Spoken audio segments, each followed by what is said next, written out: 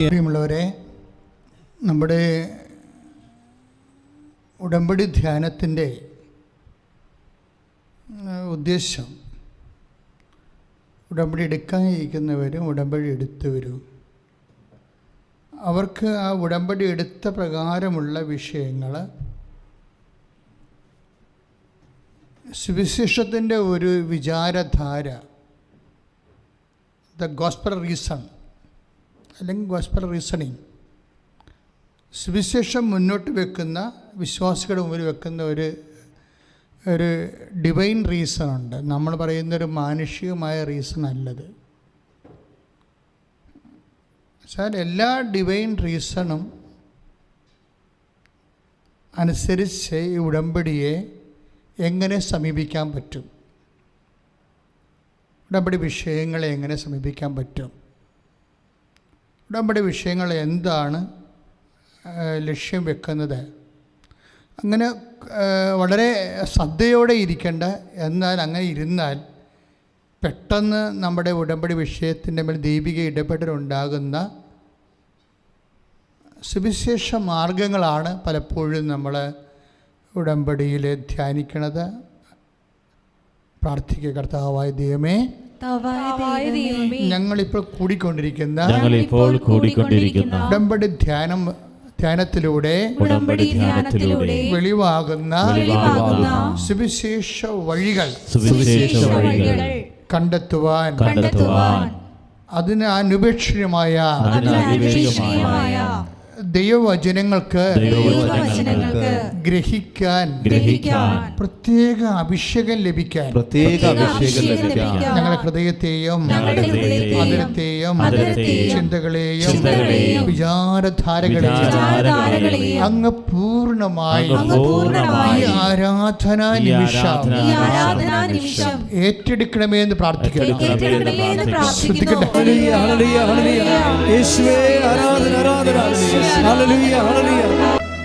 പ്രിയമുള്ളവരെ, നമ്മൾ ഉടമ്പടിയിൽ എന്താണ് നമ്മൾ ലക്ഷ്യം വെക്കുന്നത്? അഥവാ ഉടമ്പടി നമ്മൾക്ക് എന്ത് നേടിത്തരുന്ന പ്രാർത്ഥനയാണ്? ഒറ്റ വാക്കിൽ പറഞ്ഞാൽ നമുക്കറിയാം, ഉടമ്പടിയും വാഗ്ദാനവുമായിട്ടാണ് ദൈവം കണക്ട് ചെയ്തിരിക്കുന്നത്.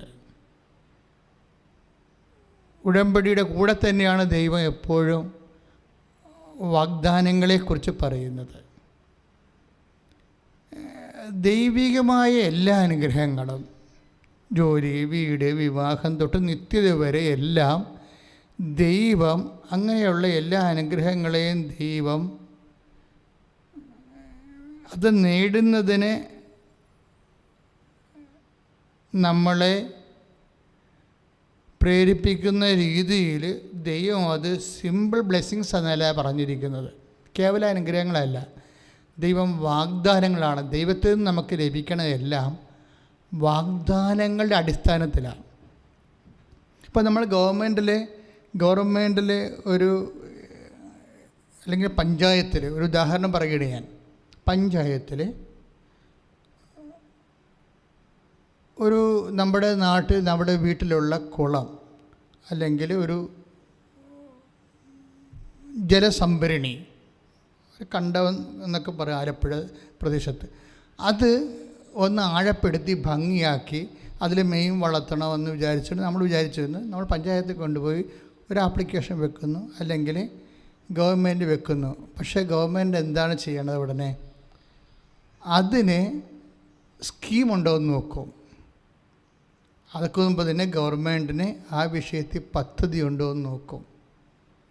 പദ്ധതിയാണ് ആദ്യം നോക്കുന്നത്. പദ്ധതി ഇല്ലെങ്കിൽ അപ്പം തന്നെ അപേക്ഷ തള്ളിപ്പോകും. പദ്ധതി ഉണ്ടെങ്കിൽ അതൊരു സ്കീം ഉൾപ്പെടുത്തിയായിരിക്കും ഗവൺമെൻറ് അത് ജനങ്ങളിലേക്ക് കൊടുക്കുന്നത്. അതിൻ്റെ സ്കീം ഇപ്പോഴുണ്ടോ എന്ന് നോക്കും. പദ്ധതി ഉണ്ടായിട്ട് കാര്യമില്ല, സ്കീം ഇപ്പോഴും ഉണ്ടാകണം. അപ്പോൾ ഇതുപോലെ തന്നെയുള്ള വിഷയമാണ് ബൈബിളിലുള്ളത്. പക്ഷേ ബൈബിളിലുള്ള ഒരു വിഷയം എന്ന് വെച്ച് കഴിഞ്ഞാൽ എല്ലാത്തിനും വേണ്ടി പദ്ധതി ഉണ്ടെന്നുള്ളതാണ്. എല്ലാത്തിനും വേണ്ടി സ്കീമുണ്ട്. അതാണ് ഈ ലോകത്തിൻ്റെ രാജ്യവും ദൈവരാജ്യവും തമ്മിലുള്ള വ്യത്യാസം. ഇപ്പോൾ ലോകരാജ്യത്തിൽ ഇന്ന ചില കാര്യങ്ങൾക്ക് ചില കാലങ്ങളിലായിരിക്കും പദ്ധതി ഉണ്ടാകണത്, സ്കീം ഉണ്ടാകണത്. ദൈവരാജ്യത്തിൽ എല്ലാ കാര്യങ്ങൾക്കും എല്ലാ കാലങ്ങളിലും സ്കീമുണ്ടാകും. ഈ ഒരു വ്യത്യാസമുണ്ട്.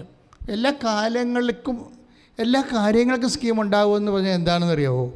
ഇപ്പോഴേ റിയ റേച്ചലിൻ്റെ സാക്ഷ്യം കേട്ടാൽ നമ്മൾക്ക് വളരെ സർക്കാസ്റ്റിക്കായിട്ട് തോന്നും.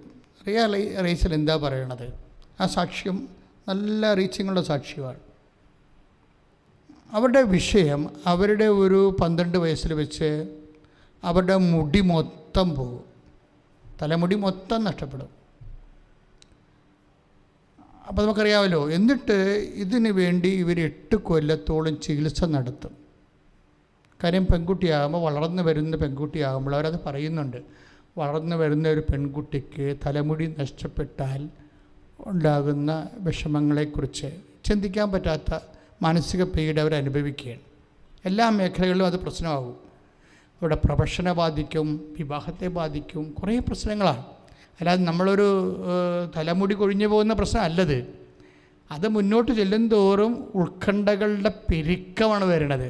എന്താ വരണത്? അത് അവരുടെ പ്രൊഫഷനെ ബാധിക്കും തീർച്ചയായിട്ടും. പിന്നീട് അവരുടെ വിവാഹത്തെ ബാധിക്കും. ഇങ്ങനെ കുറേ വിഷയങ്ങളാണ് അവർ അഭിമുഖീകരിക്കുന്നത്. അതുകൊണ്ട് അവർ 8 കൊല്ലമാണ് ഈ റിയ റേച്ചൽ ചികിത്സ നടത്തുന്നത്. അപ്പോൾ ദാറ്റ് മീൻസ് 8 കൊല്ലം എന്ന് പറയുമ്പോൾ ഒരുമാതിരിപ്പെട്ട ലഭ്യമായിട്ടുള്ള എല്ലാവിധ ചികിത്സകളും അവരത് നടത്തുകയാണ്. പക്ഷെ അതിന് വലിയ ഫലമില്ലെന്ന് പറഞ്ഞത് നമ്മളുടെ ഒരു പാർശ്വമായിട്ട് കഷണ്ടിയായി പോകുന്ന അവസ്ഥയല്ല. ഇവർ ഫുൾ ബ്ലാഡഡാണ്. അതായത് മുഴുവൻ കഷണ്ടിയായി പോവുകയാണ്. മുഴുവൻ കഷണ്ടിയായി പോകുമ്പോൾ ഇപ്പോൾ ക്യാൻസർ രോഗികളൊക്കെ ആണെങ്കിൽ അവർ കഷണ്ടിയായി കീമോ ഒക്കെ എടുക്കുമ്പോൾ കഷണ്ടിയായി പോയാലും ഒരു ടൈം കഴിയുമ്പോൾ അത് തിരിച്ചു വരും, ആ മുടികൾ തിരിച്ചു വരും. അങ്ങനെ ബാൾഡായി പോണതല്ല. ഇത് ഒരു ഡിസീസാണ്. അവർ ആ ഡിസീസിൻ്റെ പേര് സാക്ഷ്യത്തിൽ പറയുന്നുണ്ട്. അലോപേഷ്യ ഓട്ടോ ഇമ്മ്യൂൺ ഡിസീസ് എന്നാണ്. അതെന്ന് വെച്ച് കഴിഞ്ഞാൽ അലോപേഷ്യ ഏരിയറ്റ ഓട്ടോ ഇമ്മ്യൂണിയൻ ഡിസീസ് എന്നാണ് അവർ പറയണത്. എന്ന് വെച്ചാൽ അതിൻ്റെ വിഷയം ഇത്രയേ ഉള്ളൂ. കോശങ്ങളെ കൺസ്യൂം ചെയ്യും. അതാണല്ല ഓട്ടോ ഇമ്മ്യൂണിയൻ എന്ന് പറയണത്. അതായത് കോശങ്ങളെ കൺസ്യൂം ചെയ്യും, തിന്നുകളയും. പിന്നെ ഒരിക്കലും രക്ഷപ്പെടത്തില്ല. ഇതിന് മരുന്നുമില്ല. ഈ ഒരു സ്ഥാനം അങ്ങനെ 8 കൊല്ലം മരുന്ന് കഴിച്ചു കഴിഞ്ഞിട്ട് ഇവർക്ക് കാര്യങ്ങൾ മനസ്സിലായി. എവിടെ ചെന്നാലും വൈദ്യശാസ്ത്രത്തിൻ്റെ ഒരു നിസ്സഹായ അവസ്ഥ ഉണ്ട് ഇവിടെ. കാര്യം ഇത് കോശങ്ങളെ കഴിക്കുന്ന അലോപേഷ്യ ഏരിയറ്റ രോഗമാണ്, ഓട്ടോ ഇമ്മ്യൂണിയനാണ്. കോശങ്ങൾ കഴിക്കുന്നതാണ്. നമുക്ക് നിലവിൽ അതിന് മരുന്നില്ല എന്ന് പറയും. അപ്പോഴെന്ത് ചെയ്യും ഇവർ? ഇത്രയും നാൾ കാശ് കുറേ മുടക്കി കാണുമല്ല, ഒരു പക്ഷേ ആയിരക്കണക്കിന് രൂപ മുടക്കി കാണും. 8 ലക്ഷം 8 വർഷം എടുത്തില്ലേ? അപ്പോൾ ഈ കേസ് ഹിസ്റ്ററി നിങ്ങൾ ശ്രദ്ധിക്കണം. ഈശോയുടെ അമ്മയുടെ നടക്കുന്നതുകൊണ്ടാണ് ഞാൻ ഈശോയുടെ അമ്മയുടെ മധ്യസ്ഥ ഈശോ ചെയ്ത കാര്യങ്ങളെക്കുറിച്ചാണ് നമ്മൾ ഡിസ്കസ് ചെയ്യണത്. അല്ല ഒരു കഥ കേൾക്കുകയല്ല.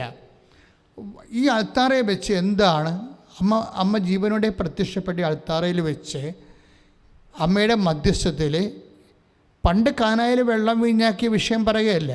ഇന്ന് ഈശോ ഇവിടെ വെച്ച് എന്ത് ചെയ്തതെന്നാണ് ഞാൻ പറയണത്. ഇത് നിങ്ങളുടെ ജീവിതത്തിൽ എന്ത് സംഭവിക്കും? അച്ഛൻ നിങ്ങൾ ശ്രദ്ധിച്ചുകൊണ്ടിരുന്നാൽ മതി.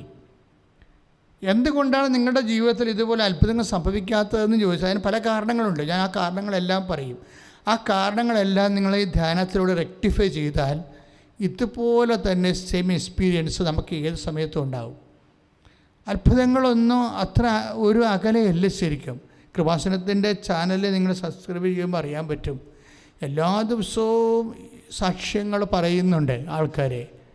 ഞാൻ അതിലേക്ക് കടക്കുന്നില്ല. പക്ഷേ എന്താ ഞാൻ ഉദ്ദേശിച്ചതെന്ന് വെച്ച് കഴിഞ്ഞാൽ ഈ അലോപേഷ്യ ഏരിയാറ്റ രോഗത്തിന് മെഡിസിൻ ഇല്ല.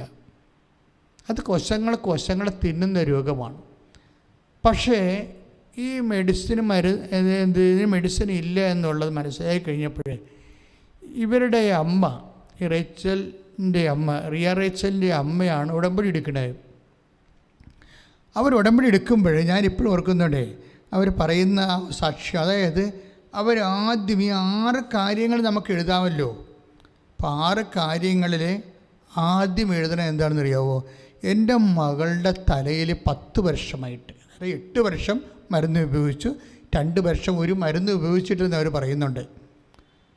മാത്രമല്ല ഈ 8 വർഷം, ഈ 10 വർഷത്തോളം കാലം അവർ വേറെ വിഗ് വാങ്ങിച്ച് വെച്ച് നടക്കുകയാണ്.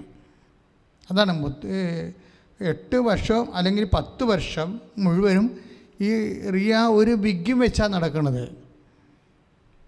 അപ്പോൾ അത് ഇനി ഭാവിയിൽ ഡയറക്റ്റ് വിവാഹത്തിലൊക്കെ ചെല്ലുമ്പോഴൊക്കെ പ്രോബ്ലം ഉള്ളത് കൊണ്ടും പ്രൊഫഷൻ്റെ ജോലി പ്രശ്നങ്ങളൊക്കെ ഉള്ള കാരണം അവളുടെ അമ്മ ഇവിടെ ഉടമ്പടി എടുക്കുമ്പോൾ ആദ്യം വെക്കുന്ന കാര്യം എന്താണ്? എൻ്റെ മകളുടെ തലയിലുള്ള തലമുടിയെല്ലാം തിരിച്ചു വരണമെന്നാണ് ആദ്യം എഴുതി വെക്കണം, മാതാവിനോട് പറയണത്. അപ്പോൾ നിങ്ങളൊരു മനസ്സിലാക്കേണ്ടത്, ഈ 10 വർഷത്തിനുള്ളിൽ ഇവർ വേറെ ഒരിടത്തും പോയി പ്രാർത്ഥിച്ചിട്ടില്ലേ? അതാണ് ചോദ്യം. ഈ 10 വർഷത്തിനുള്ളിൽ ഇവർ വേറെ ഇതുപോലെയുള്ള പ്രാർത്ഥനാ സങ്കേതങ്ങളിൽ പ്രാർത്ഥിച്ചിട്ടില്ലേ? തീർച്ചയായിട്ടും പ്രാർത്ഥിച്ചിട്ടുണ്ട്. അവർക്ക് ലഭ്യമായ എല്ലാ പ്രാർത്ഥനാ രീതികളും അവർ ഉപയോഗിച്ചിട്ടുണ്ട്. വൈദ്യശാസ്ത്രം മാത്രമല്ല, അതിൻ്റെ ഇരട്ടി പ്രാർത്ഥിച്ചിട്ടുണ്ട്. അവർ പ്രാർത്ഥിച്ച വിഷയങ്ങളെ, പ്രാർത്ഥിച്ച ഇടങ്ങളെക്കുറിച്ച് സംസാരിക്കുന്നത്. എങ്ങനെ ഉടമ്പടി മറ്റ് പ്രാർത്ഥനാ രീതികളിൽ നിന്ന് ഡിഫർ ചെയ്തിരിക്കുന്നുവെന്ന് നമ്മൾ മനസ്സിലാക്കണം. എന്താണ് ഉടമ്പടിക്കുള്ള പ്രത്യേകത?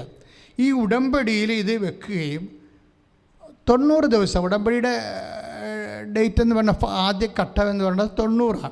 അത് വാഗ്ദാന പേടകത്തെ അടിസ്ഥാനപ്പെടുത്തിയുള്ള പഴയ നിയമത്തിൽ ദൈവത്തിൻ്റെ സാന്നിധ്യം വാഗ്ദാന പേടകത്തിൽ കുടികൊള്ളുന്നത്, ആ ദൈവസാന്നിധ്യമാകുന്ന കൃപാസനം, ആ ദൈവവചനം ഉൾക്കൊള്ളുന്ന കൃപാസനം എന്ന് പറയുന്ന സ്വർണ്ണ പേടകം ഒരു അനുഗ്രഹത്തിൻ്റെ ഒരു സ്ഥലത്തിരിക്കുമ്പോൾ 90 ദിവസമാണ് അതിരിക്കുന്നത്. പുതിയ നിയമത്തിൽ വരുമ്പോൾ പരിശുദ്ധ അമ്മയാണ്. പഴയ നിയമത്തിൻ്റെ കൃപാസനത്തിൻ്റെ ഉള്ളിൽ സ്വർണ്ണപേടകത്തിൽ കർത്താവിൻ്റെ വചനമാണ് ദൈവസാന്നിധ്യമായിട്ടിരുന്നെങ്കിൽ, പുതിയ നിയമത്തിൽ പരിശുദ്ധ അമ്മയുടെ ഉദരത്തിൽ ജീവിക്കുന്നവനായ ദൈവം തമ്പുരാൻ, പുത്രൻ തമ്പുരാനാണ് വചനം മാംസമായി അമ്മയുടെ ഉദരത്തിൽ ഇരിക്കുമ്പോഴാണ് അമ്മ കൃപാസനമായി മാറണത്. അമ്മ ഈ കൃപാസനമെന്ന ഈ സ്ഥാപനത്തിൻ്റെ പേര് 89 അമ്മ എന്നോട് പറയണത്. അതായത് ഞാനൊരു മരിയൻ ഇയർ അന്നുണ്ടായിരുന്ന കാലത്ത് അമ്മയെ ഞാൻ 7000 കുടുംബങ്ങൾ, അല്ല 1500 കുടുംബങ്ങൾ ഞാൻ കയറി ഇറങ്ങി അവർക്കൊണ്ട് ജപമാല ചെല്ലിച്ച് അമ്മയുടെ തിരുസ്വരൂപത്തെ സ്വീകരിച്ച ഒരു ആഗസ്റ്റ് 11 1987. അതിനുശേഷമാണ് എൻ്റെ ജീവിതത്തിലേക്ക് അമ്മ വളരെ ശ്രദ്ധയോടുകൂടി ഇടപെടാൻ തുടങ്ങിയത്. അല്ല, ഇത് ഓൾ ഓൺ എ സഡൻ 2004 സംഭവിക്കണ വിഷയമല്ല. 87. അതായത് ഞാനിത് പറയണമെങ്കിൽ, അതായത് നിങ്ങളും ഇതുപോലെ ഈ വിഷയങ്ങൾക്ക്, ദൈവികമായ കാര്യങ്ങൾക്ക് സീരിയസ്നെസ് കൊടുക്കാത്തത് കൊണ്ടാണ് ദൈവാനുഭവം ഉണ്ടാകാത്തത്. വേറെ ഒരു കാര്യമില്ല. ഞാൻ ഇന്ന് ഓർക്കുകൊണ്ട് മാതാവിൻ രൂപം കൊച്ചിയിൽ നിന്ന് ആലപ്പുഴയിൽ കൊണ്ടുവരുന്നതാണ് വിഷയം. അതിൽ ഇതുപോലെ എല്ലാ ഇടവക അംഗങ്ങളെയും മെഴുകുതിരിയും കത്തിച്ച് പുറത്തിറക്കി ആയിരങ്ങളെ കൊണ്ട് ജപമാല ചെല്ലിച്ച് അമ്മയെ സ്വീകരിക്കുമ്പോൾ, രാത്രി മുഴുവൻ പള്ളിയിൽ സ്വീകരിച്ചിട്ട് അവിടെ ഉണർന്നിരുന്ന് പ്രാർത്ഥിക്കുമ്പോൾ ആ പല ഇടവകകളിലൂടെയാണ് അമ്മ കടന്നു പോകുന്നത്. അപ്പം അമ്മയ്ക്കറിയാം ഏതെല്ലാം ഇടവകയിലൂടെ കടന്നു പോകുന്നുണ്ട്, എന്തൊക്കെയാണ് അവിടെയൊക്കെ സംഭവിച്ചതെന്ന്. ചില ആൾക്കാർ രാഷ്ട്രീയ പതാകയ്ക്ക് സ്വീകരണം കൊടുക്കണം. ഒരു മാലയെ വിട്ട്, ഒരു കൈക്കാരന്, ഒരു അച്ഛനൊക്കെ ഇട്ട്, ഒരു മാലയൊക്കെ ഇട്ട് അമ്മയെ പറഞ്ഞു വിടും. ഇത് എന്താ സംഭവം എന്ന് വെച്ച് കഴിഞ്ഞാൽ, നമ്മൾ ദൈവത്തിന് എന്ത് പ്രാധാന്യം കൊടുക്കുന്നു, അതാണ് വിഷയം. അല്ല, ഇതൊക്കെ ഒരു ആചാര അനുഷ്ഠാന വട്ടമായിട്ട് നമ്മൾ ചെയ്തു പോയാൽ അങ്ങനെ ചെയ്ത് നമ്മൾ മരിച്ചു പോകും. പക്ഷെ ഓരോ വിഷയവും എൻ്റെ ദൈവത്തെ മഹത്വപ്പെടുത്താൻ വേണ്ടി പരിശുദ്ധാത്മാവ് നമുക്കൊരു ഒരു ഇൻറ്റ്യൂഷൻ തരണം. അതായത് പ്രെയർ സീരിയസ് ആയിട്ട് എടുക്കുന്ന ആൾക്കാർക്ക് ഇൻഡ്യൂഷൻ കിട്ടും. പ്രെയർ സീരിയസ് ആയിട്ട് എടുക്കും ചില ആൾക്കാർക്ക്, വളരെ വൈകാരികമായിട്ട് എടുക്കാം. ഈ ദിവസങ്ങളിൽ തന്നെ ഈ റിയ റൈച്ചൻ്റെ സാക്ഷ്യത്തിൻ്റെ കൂടെ ഉള്ളൊരു സാക്ഷ്യം, അതുപോലെ രസകരമായൊരു സാക്ഷ്യമുള്ളത് ഷേർലി വട്ടിയൂർക്കാവാണ്, ട്രിവാൻഡ്രത്തെ ഷേർലിയുടെ സാക്ഷ്യം. ഷേർലിയുടെ സാക്ഷ്യം എന്ന് വെച്ചാൽ ഒരു മകന് ഇൻ്റർവ്യൂവിന് പരാജയപ്പെട്ട് കഴിഞ്ഞപ്പോൾ എന്താ ചെയ്തത്? എൻ്റെ ഫോറിൻ യൂണിവേഴ്സിറ്റിയുമായിട്ടുള്ള ഇൻ്റർവ്യൂ ആണ്, UK ഇൻ്റർവ്യൂ ആണ്. അവൻ +2 ആണ്. പക്ഷേ ആ ഫോൺ ഇൻ്റർവ്യൂവിൽ അവൻ പരാജയപ്പെട്ടപ്പോൾ അവൻ പറഞ്ഞ് അവന് ടെൻഷനായി, അവൻ പെട്ടെന്ന് ടെൻഷൻ കയറുന്ന ആളാണ്. അപ്പോൾ ഇങ്ങനെ പരാജയപ്പെട്ട പിന്നെ അവനെ തിരിഞ്ഞു നോക്കത്തില്ല. അപ്പോഴെന്താ അവർ ചെയ്യണത്? അവരെന്താ ചെയ്തതെന്ന് വെച്ച് കഴിഞ്ഞാൽ അവനോട് പറഞ്ഞ, മകനെ നീ അടുത്ത ഇൻ്റർവ്യൂവിന് പങ്കെടുക്കും, നിനക്ക് അമ്മ അത് തരും. ഈ ചില അമ്മമാർക്കുണ്ടാകുന്ന ഒരു വിശ്വാസമുണ്ട്, അതായത് ഇവൻ തകർന്നു പോയി, ഇവൻ്റെ ആ ടൈപ്പ് അങ്ങനെയാണ്. പക്ഷേ ഷേർലി പറയും, അടുത്ത ഇൻ്റർവ്യൂവിന് നീ പങ്കെടുക്കും, അമ്മ നിനക്കത് തരും. എന്നിട്ട് ഇവർ പറയണ ഒരു സാക്ഷ്യമുണ്ട്. ഞാനൊരു കാശുരൂപം കൃപാസനത്തിൽ വന്ന് അച്ഛനോട് വെഞ്ചരിച്ചുകൊണ്ട് പോയിട്ട് ഞാൻ ഇൻ്റർവ്യൂവിന് പോകുന്ന സമയത്ത് അവൻ്റെ കാശുരൂപം അവൻ്റെ പോക്കലിട്ട് കൊടുത്ത്, പോക്കറ്റിലിട്ടല്ല പ്രശ്നം, പോക്കറ്റിലിട്ടിട്ട് ആ കാശുരൂപത്തിൽ അമ്മയുടെ മുഖം അവൻ്റെ ഹൃദയത്തിലേക്ക് തിരിച്ചാണ് ഞാൻ ഇട്ടിരിക്കുന്നത്. ഒരാൾ ഒരു വിഷയം ചെയ്യേണ്ട രീതി കണ്ടില്ലേ? ഒരു കാശുരൂപമുണ്ട്, നീ ഇതുകൊണ്ട് പ്രാർത്ഥിക്കുക, അങ്ങനെയല്ല പറയണത്. അവർ പറയണത് ആ കാശുരൂപം കൊണ്ടുപോയിട്ട് അവൻ്റെ പോക്കറ്റിൽ ഇട്ടിട്ട് അത് മാതാവിൻ്റെ മുഖം അവൻ്റെ ഹൃദയത്തിലേക്ക് തിരിച്ചാണ് ഇരിക്കണമെന്ന് നോക്കിയിട്ട് അങ്ങനെ ഒരു പ്ലേസ് ചെയ്യുന്നതാണ് പറയണത്. ഇതെന്ന് പറയുന്നത് ഒരാളിന് ദൈവവുമായിട്ടുണ്ടാകുന്ന വൈകാരികമായൊരു ബന്ധമാണ്. വിശ്വാസമെന്ന് പറയുമ്പോൾ എപ്പോഴും എൻ്റെ മക്കൾ ശ്രദ്ധിക്കണം, വിശ്വാസം ഒരിക്കലും കേവല വിശ്വാസമായിട്ട് നിൽക്കത്തില്ല, വർക്കൗട്ട് ചെയ്യത്തില്ല. ഈ കേവല വിശ്വാസത്തിൻ്റെ കൂടെ ദൈവസ്നേഹമുണ്ടാകും, പ്രത്യാശ ഉണ്ടാകും. അപ്പോൾ ഇതെല്ലാം ഇങ്ങനെയാണ് നമ്മൾ വാഗ്ദാനം പ്രാപിക്കണത്. അപ്പോൾ അതിൻ്റെ എങ്ങനെയാണ് വാഗ്ദാനം പ്രാപിക്കണതെന്ന് ഞാൻ പറയണം. ഇപ്പോൾ ആദ്യത്തേത്, ഇപ്പോൾ റിയ റൈച്ചൻ്റെ വിഷയം എന്താണ്?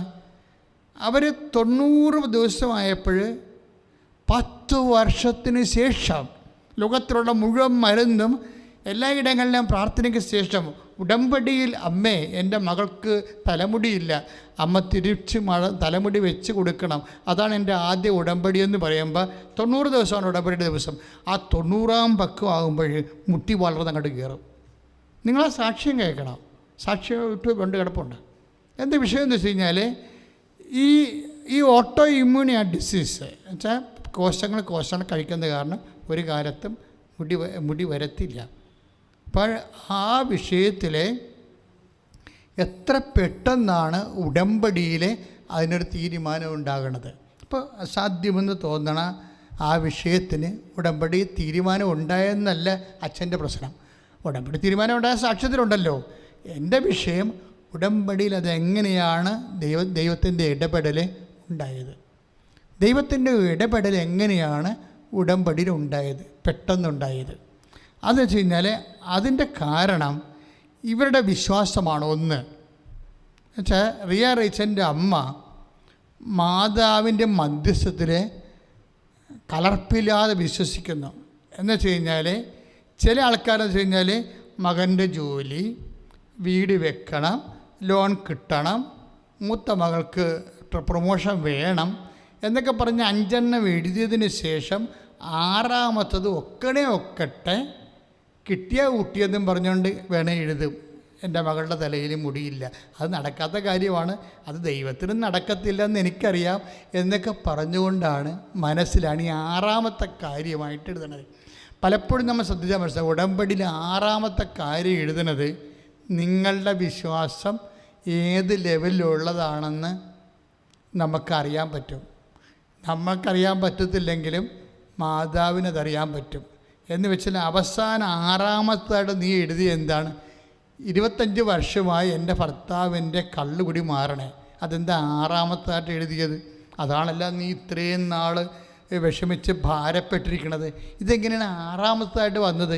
ഇപ്പം നിൻ്റെ മനസ്സ് തന്നെ പറയുന്നുണ്ട്, ഇത് ഞാൻ ചത്ത് മാത്രമേ ഇത് തീരത്തുള്ളൂ, ദൈവത്തിന് പോലും ഈ കുടി മാറ്റാൻ പറ്റത്തില്ല. അതാണ് ഈ ആറാമിൻ്റെ പ്രശ്നം. അതായത് ഈ ആറാമത് ഈ സാധനം വെച്ചിരിക്കണ കാരണം തന്നെ നിൻ്റെ മുഴുവൻ ഉടമ്പടി തള്ളിപ്പോകാൻ സാധ്യതയുണ്ട്. വളരെ ശ്രദ്ധിക്കേണ്ട കാര്യമാണ്. എന്താ വെച്ചാൽ നീ എന്താണ് ഈ ആറാമത് വെച്ചിരിക്കുന്നത്? ആറാമത്തെ വെച്ചിരിക്കാൻ കാരണം വെച്ച് കഴിഞ്ഞാൽ ആറാമത്തെ കാര്യം ചിലപ്പോൾ ഒത്ത കൊള്ളാം എന്നൊക്കെ പറഞ്ഞുകൊണ്ട് നടക്കത്തൊന്നുമില്ല. ദൈവത്തിന് പോലും ചെയ്യാൻ പറ്റത്തില്ല. ആ മനുഷ്യനിപ്പം 30 കൊല്ലമായി വെള്ളം അടിക്കണത്.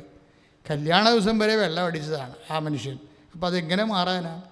പിന്നെ മാതാവിന് ശക്തി ഉണ്ടെങ്കിൽ മാറട്ടെ. അപ്പം ദൈവത്തിൻ്റെ ശക്തിയെയും പരിപാലനയെയും ചോദ്യം ചെയ്തുകൊണ്ടാണ് പലരും ആറാമത്തെ കാര്യം വെച്ചിരിക്കുന്നത്. പക്ഷേ ഈ ആറാമത്തെ കാര്യം ഇങ്ങനെ ദൈവത്തിൻ്റെ ശക്തിയെ ചോദ്യം ചെയ്ത് വെച്ചിരിക്കുന്ന കാരണം തന്നെ ഉള്ളതെല്ലാം തള്ളിപ്പോകാൻ സാധ്യതയുണ്ട്. അപ്പോൾ ഉടമ്പടി പുതുക്കാൻ വരുമ്പോൾ നിങ്ങൾ ശ്രദ്ധിക്കണം. ഉടമ്പടി പുതുക്കാൻ വരുമ്പോൾ നിങ്ങൾ ശ്രദ്ധിക്കണം. എന്താണ് കാര്യം?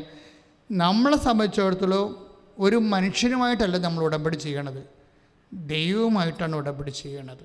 ഇപ്പോൾ റേച്ചലിൻ്റെ അമ്മയ്ക്ക് റേച്ചലിൻ്റെ അമ്മയ്ക്ക് മനസ്സിലായി, പരിശുദ്ധ അമ്മയ്ക്ക് എൻ്റെ മകൾക്ക് എന്ത് ഓട്ടോ ഇമ്മ്യൂണി ഡിസാണെന്ന് പറഞ്ഞാലും ശരി, പരിശുദ്ധ അമ്മ വിചാരിച്ചാൽ എൻ്റെ മകൾക്ക് മുടി തിരിച്ചു വരുമെന്ന്. അത് ആറാമത്തെ കാര്യമല്ല, ഒന്നാമത്തെ കാര്യമായിട്ടാണ് എഴുതിയിരിക്കുന്നത്. അതാണ് അവിടെ വിജയിക്കാൻ കാരണം. ഏറ്റവും അസാധ്യമായ കാര്യം ഒന്നാമത്തെ കാര്യമായിട്ട് എഴുതിയിരിക്കണം. അപ്പോഴെന്ന് വെച്ചാൽ അത്രയും ദൈവത്തിൽ ആ വ്യക്തി വിശ്വസിക്കുന്നു. അതുകൊണ്ടാണ് ബാക്കിയെല്ലാം രക്ഷപ്പെട്ടത്. ബാക്കി എല്ലാ വിഷയങ്ങളും രക്ഷപ്പെടുന്ന കാര്യം ആദ്യത്തെ വിഷയത്തിൽ തന്നെ അവർ കവർ ചെയ്ത്, ഉടമ്പടി ഡിമാൻഡ്സ് കവർ ചെയ്തു. കാര്യം ഒരു വാഗ്ദാനം എങ്ങനെയാണ് പ്രാപിക്കണത്? ദൈവം എന്തെല്ലാം കാര്യങ്ങൾക്ക് വേണ്ടി വാഗ്ദാനം തന്നിട്ടുണ്ട്. ഓൾമോസ്റ്റ് എവരിത്തിങ്ങിന് വാഗ്ദാനമുണ്ട്. ഇപ്പോൾ റേച്ചലിന് മുടി തിരിച്ചു വരാൻ കാര്യം എന്താണ്? മുടി അവൾക്ക് ആവശ്യമാണെന്ന് കർത്താവിനറിയാം. അവളുടെ പ്രൊഫഷൻ നോക്കുമ്പോൾ മുടി അവൾക്ക് ആവശ്യമാണെന്ന് കർത്താവിനറിയാം. അതിന് വേറെ ഒന്നും അറിയേണ്ട കാര്യമില്ല. മുടി അതാണ് ഈശോ പറയണത്. മത്തായി ശ്ലീഹയുടെ സുവിശേഷം 6:32 എഴുതിയിരിക്കണില്ലേ? മത്തായി ശ്ലീഹ 6:32 എന്താ പറയണത്? ഇതൊക്കെ നിങ്ങൾക്ക് ആവശ്യമാണെന്ന് എൻ്റെ സ്വർഗസ്ഥനായ പിതാവ് അറിയുന്നു. Praise the Lord. അതാണ് സംഭവം. അപ്പോൾ അതൊന്ന് വായിച്ചോളൂ. അതിനാൽ എന്തു ഭക്ഷിക്കും, എന്ത് പാനം ചെയ്യും, എന്ത് ധരിക്കും എന്ന് വിചാരിച്ച് നിങ്ങൾ ആകുലരാകേണ്ട. വിജാതീയരാണ് ഇവയെല്ലാം അന്വേഷിക്കുന്നത്. നിങ്ങൾക്കിവയെല്ലാം ആവശ്യമാണെന്ന് നിങ്ങളുടെ സ്വർഗീയ പിതാവ് അറിയുന്നു. അതാണ് ഇത് അപ്പം നിങ്ങൾ ഓർക്കും, ഇപ്പോൾ 6:31 എഴുതിയിരിക്കുന്നത് എന്ത് ഭക്ഷിക്കും, എന്ത് കുടിക്കും, എന്ത് ധരിക്കും എന്നുള്ള അടിസ്ഥാന ആവശ്യങ്ങൾ മാത്രമേ ഉള്ളൂ. അങ്ങനെയല്ല ഈശോ പറഞ്ഞിരിക്കുന്നത്. ഈശോ പറഞ്ഞിരിക്കുന്നത് അതെല്ലാം അടിസ്ഥാന ആവശ്യങ്ങളുടെ കൂടെ ബാക്കി വരുന്ന കുറേ ആവശ്യങ്ങളുണ്ട്. അതുകൊണ്ടാണ് ഈശോ 6:33 അത് കറക്റ്റ് ചെയ്ത് പറയുന്നുണ്ട്. മത്തായി ശ്ലീഹ 6:33 എന്താ എഴുതിയിരിക്കുന്നത്? നിങ്ങൾ ആദ്യം അവിടുത്തെ രാജ്യവും അവിടുത്തെ നീതിയും അന്വേഷിക്കുക. നിങ്ങൾ ആദ്യം അവിടുത്തെ രാജ്യവും അവിടുത്തെ നീതിയും അന്വേഷിക്കുക. അതോടൊപ്പം മറ്റുള്ളവയെല്ലാം നിങ്ങൾക്ക് ലഭിക്കും. മറ്റുള്ളവയെല്ലാം അവിടെയാണ് വിഷയം വേണ്ടത്. അവിടെ എന്ത് ഭക്ഷിക്കും, എന്ത് പാനം ചെയ്യും, എന്ത് ധരിക്കുമെന്നല്ല, മറ്റുള്ളവയെല്ലാം എന്ന് വെച്ചാൽ ഒരു ജീവിതത്തിന് ആവശ്യമായതെല്ലാം, ഒരു ജീവിതത്തിന് ആവശ്യമായതെല്ലാം. അത് അവർക്ക് തലമുടിയാണ് ആവശ്യമെങ്കിൽ അതും. പിന്നെ എന്താണ്, നമ്മൾ നേരത്തെ കണ്ട ഷേർലിയില്ലേ, ഷേർലിയുടെ മകൻ്റെ എന്താ പ്രശ്നം? ഷേർലിയുടെ മകൻ്റെ വിഷയം എന്ന് പറയുന്നത് അവന് +2 ആണ്. പക്ഷെ അവന് യൂറോപ്പിൽ പഠിക്കണം. +2 ആണ്, അവൻ യൂറോപ്പിൽ പഠിക്കണം. അതിനേക്കാളൊക്കെ വലിയൊരു വിഷയമുണ്ട് അവന് ഈ ഓൺലൈൻ ക്ലാസ് ആയിരുന്നല്ലോ കഴിഞ്ഞ കൊല്ലമൊക്കെ നടന്നുകൊണ്ടിരുന്നത്. ഇപ്പോഴും ഓൺലൈൻ ക്ലാസ്സിലായി നമ്മൾ. അപ്പോൾ ഓൺലൈൻ ക്ലാസ് പിന്നെ അലർജിയാണ്. അവൻ്റെ പേര് അലൻരാജ്. ദേവിൻ്റെ പേര് അലൻരാജിന് ഓൺലൈൻ ക്ലാസ് അലർജിയാണ്. അപ്പോൾ അവൻ്റെ അമ്മ ഇങ്ങനെ പറഞ്ഞ് തലയിലെ വെള്ളം പറ്റുകയാണ്, എടാ നീ ക്ലാസ് അറ്റൻഡ് ചെയ്യും. പക്ഷേ ഇവന് ഒരു ടൈം കഴിഞ്ഞാൽ ഇതിൻ്റെ അത് അറ്റൻഡ് ചെയ്യാൻ പറ്റത്തില്ല. അപ്പോൾ ഇതിനെങ്ങനെ മാർക്ക് കിട്ടണത്? മാർക്ക് കിട്ടത്തില്ല. അവൻ തോക്കും, ഉറപ്പായിട്ടും തോക്കും. തോക്കണത് തന്നെയല്ല, ഇനിയിപ്പോൾ എങ്ങനെ അവൻ്റെ ഒരു കലിബർ കൊണ്ട് വലിഞ്ഞ് കയറിയാൽ പോലും ഉന്നതമായ വിദ്യാഭ്യാസ സ്ഥാപനങ്ങളിൽ അഡ്മിഷൻ കിട്ടാൻ പറ്റത്തില്ല. അപ്പോൾ ഇതാണ് അവരുടെ വിഷയം. അപ്പോൾ അത് അവരുടെ ഉടമ്പടി വിഷയമാണ്. അവിടെ ഉടമ്പടി വിഷയമാണ്. ഷേർലി ഉടമ്പടി ചെയ്യുമ്പോൾ ഷേർലി അതിൽ അത് വിഷയം എഴുതുന്നുണ്ട്. എന്താണ്? എൻ്റെ മകൻ്റെ അമ്മയുടെ തിരുസന്നിധി വന്ന് പ്രാർത്ഥിക്കുമ്പോൾ ഈ വിഷയം പറയുന്നുണ്ട്. എന്താണ്? അവൻ ഓൺലൈൻ ക്ലാസ് അറ്റൻഡ് ചെയ്തിട്ടില്ല. പക്ഷേ അമ്മ എന്ത് ചെയ്യാനാണ്? ഇതാണ് എൻ്റെ മകൻ്റെ അവസ്ഥ. ഞാനവനെ തല്ലാനോ കൊല്ലാനോ പറ്റുമോ? അമ്മയ്ക്ക് ചെയ്യാൻ പറ്റും. അവന് ഒരു ഉപരി വിദ്യാഭ്യാസത്തിന് വേണ്ടിയുള്ള മാർക്ക് കൊടുക്കണം. അപ്പോൾ അതെന്ത് സംഭവിച്ചു കഴിഞ്ഞാൽ അതിനിവർ ചെയ്യണ കാര്യത്തിൽ ഇവരോട് പറയും, നീ പരീക്ഷ എഴുത്, പറ്റണ പോലെ പഠിച്ച് പരീക്ഷ എഴുത്, ബാക്കിയുള്ളത് അമ്മയോട് പറഞ്ഞുകൊണ്ട് മധ്യസ്ഥം വഹിച്ച് നിനക്ക് മാർക്ക് വാങ്ങിച്ചു തരാമെന്നാണ് പറയണത്. ഒരു വിശ്വാസിയുടെ നിഷ്കളങ്കമായ ഒരു ശരണമാണ്. ബുദ്ധിജീവികളൊന്നും ഈ മേഖലയിൽ വാപൊളിച്ചിട്ട് കാര്യമില്ല. കാര്യം അവർക്ക് ബുദ്ധി മാത്രമേ ഉള്ളൂ. ബുദ്ധി മാത്രം കൊണ്ട് ഈ ലോകത്ത് ചില അസൈൻമെൻറ്റുകളെ കവർ ചെയ്യാൻ പാടായിരിക്കും. എന്താ കാര്യം വെച്ച് കഴിഞ്ഞാൽ വിശ്വാസത്തിന് നിലവാരം എന്ന് പറയണത് എന്താ? വിശ്വാസം എന്ന് പറയണത് സർവശക്തനായ ദൈവത്തിലാണ് വിശ്വസിക്കുന്നത്. നമ്മൾ വിശ്വാസ പ്രമാണം ചെല്ലുമ്പോൾ ആകാശത്തിൻ്റെയും ഭൂമിയുടെയും സൃഷ്ടാവും സർവശക്തനുമായ പിതാവിൽ വിശ്വസിക്കുകയാണ്. അപ്പോൾ സൃഷ്ടാവിൽ മാത്രമല്ല നമ്മൾ വിശ്വസിക്കുന്നത്, പിന്നെ എന്താണ്? സർവശക്തനിലാണ് വിശ്വസിക്കുന്നത്. അപ്പോൾ നമ്മളെ സൃഷ്ടിച്ചപ്പോൾ ആ സൃഷ്ടികളിൽ എന്തെങ്കിലുമൊക്കെ പോരായ്മ ഉണ്ടെങ്കിൽ അത് പരിഹരിക്കാൻ ഉള്ള ഒരു ത്രെഡായിട്ടാണ് നമുക്ക് ഫെയ്ത്ത് തന്നിരിക്കുന്നത്. സൃഷ്ടികളിൽ അതാത് കാലങ്ങളിൽ ജീവിക്കുമ്പോൾ ഓരോ മനുഷ്യർ എല്ലാവരും ഒരേ നിലവാരമുള്ള ബുദ്ധിയുള്ളവരാകുമോ? ഒരിക്കലും ആകത്തില്ല.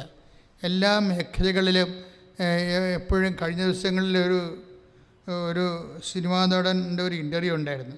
അയാൾ എന്തുകൊണ്ടാണ് ദൈവത്തിൽ വിശ്വസിക്കാത്തതെന്നാണ് അയാൾ തന്നെത്താൻ എക്സ്പ്ലെയിൻ ചെയ്യണത്.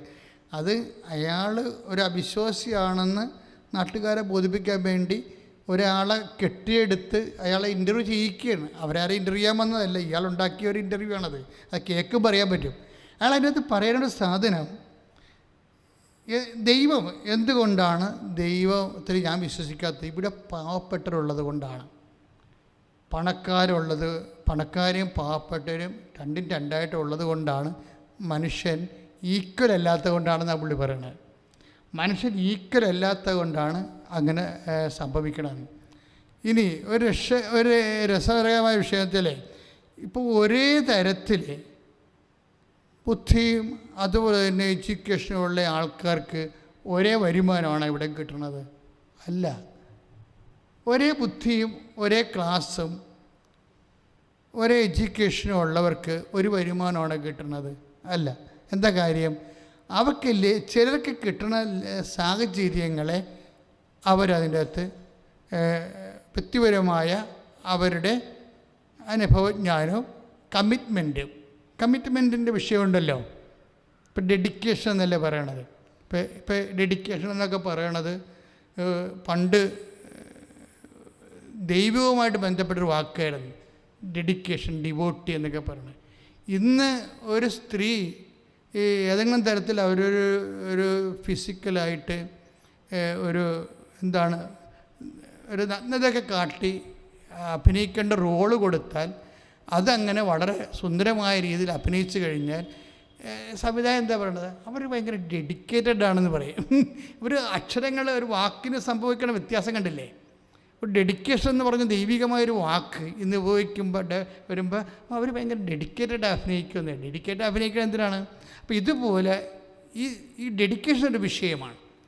എത്ര ബുദ്ധി ഈക്വലായാലും ശരി, ഡെഡിക്കേഷൻ എന്ന് വെച്ച് കഴിഞ്ഞാൽ അർപ്പണം, ആ വിഷയത്തെ അർപ്പണം വരുമ്പോൾ തന്നെ അർപ്പണം ഉള്ളവരുണ്ടാകും. ചിലർക്ക് ഉറങ്ങാൻ എനിക്കിഷ്ടം, ചില ആൾക്കാർക്ക് അത് എഴുന്നേറ്റിരുന്ന് വർക്ക് ചെയ്യാൻ എനിക്കിഷ്ടം. ആരായിരിക്കും രക്ഷപ്പെടുന്നത്? വർക്ക് ചെയ്യുന്നതിനായിരിക്കും രക്ഷപ്പെടുന്നത്. അപ്പോൾ ഡെഡിക്കേഷൻ ഒരു വിഷയമാണ്.